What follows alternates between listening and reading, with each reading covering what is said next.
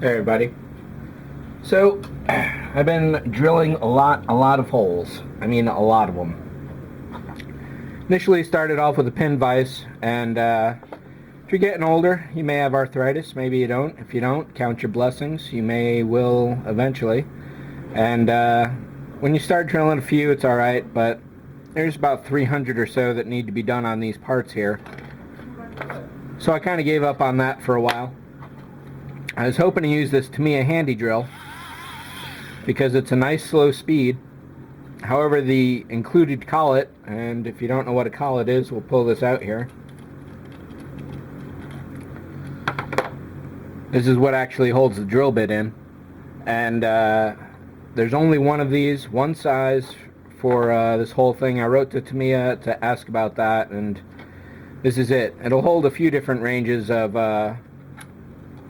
drill bits. However, these particular holes I'm drilling in these freezer tube walls are about 0.5 millimeter, 0.5, somewhere in there. So what I needed to do, since the fingers were getting tired with this and I was breaking drill bits from being clumsy, is I stepped up to the old Dremel here, which has its own special micro scale collet, which will hold number 65s to number 80s, which are basically like 0.1 to 1 millimeter, somewhere in there. And I got a 0.5 millimeter in here now. So between the pin vise and the Dremel, when I initially started drilling, I probably broke 5 or 6 bits. It was going too fast, and really what you need to do is let the drill do the work for you. So it's a heavy piece of equipment, and rather than actually pushing it around, just let the weight of the drill bit do the work for you. Don't actually try and force it, because that's when you'll break it. So I broke a few of those. I ran out of 0.5s, so I switched up to 0.3s, 0.4s. I even tried I think a 1 millimeter on some of these, which were just far too large. So I had to wait until I got these off of eBay. It was 10.5 millimeter bits for, I think it was $8 shipped, which was pretty reasonable compared to the fact that most of the bits I found on eBay are like $1 to $5 each. And I'm sure if you go to Home Depot, and even if you can find a 0.5 millimeter drill bit, it's going to be in a similar price range.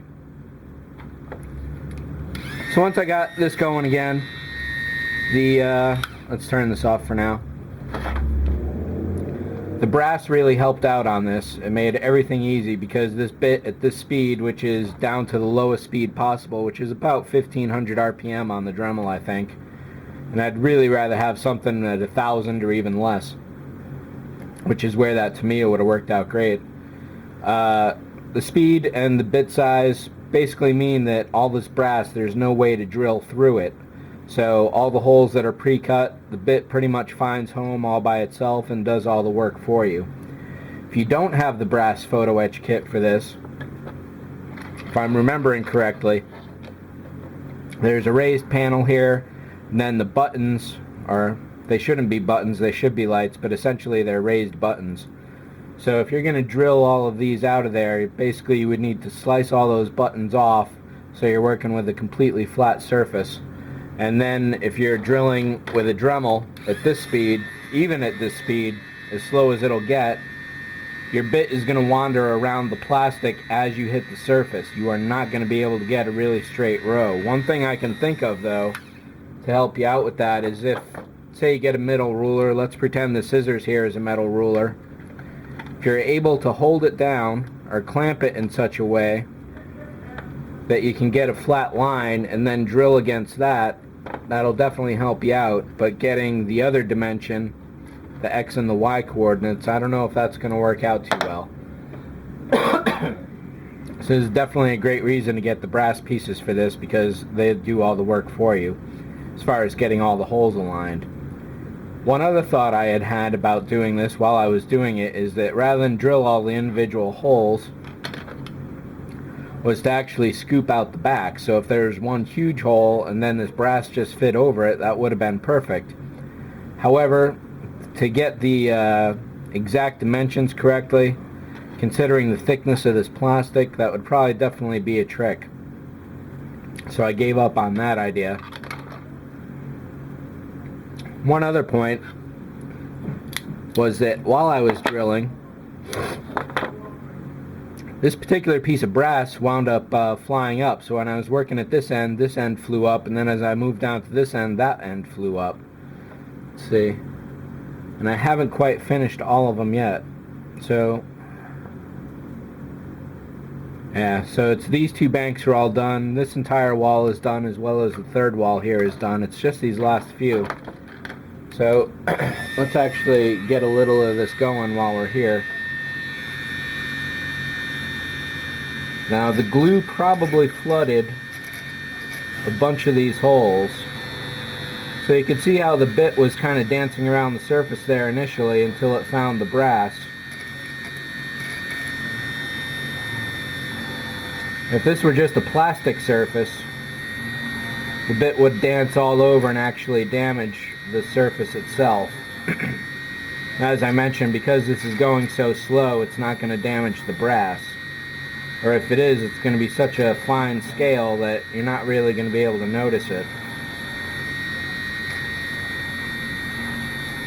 Another option that could help you out with getting the holes exactly precise is if you have the Dremel drill press.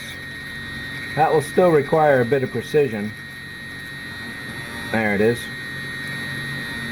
And again, alignment will be a factor for you, but that will definitely help out. Especially if you don't have this brass photo etch.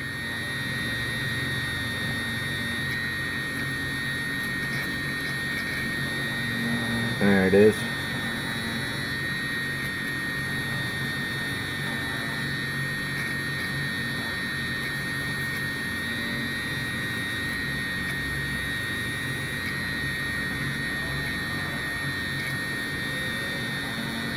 I'll point out one other tool that might help you out a lot when you're doing this as well. In just a second here, once I make sure I've got all these done.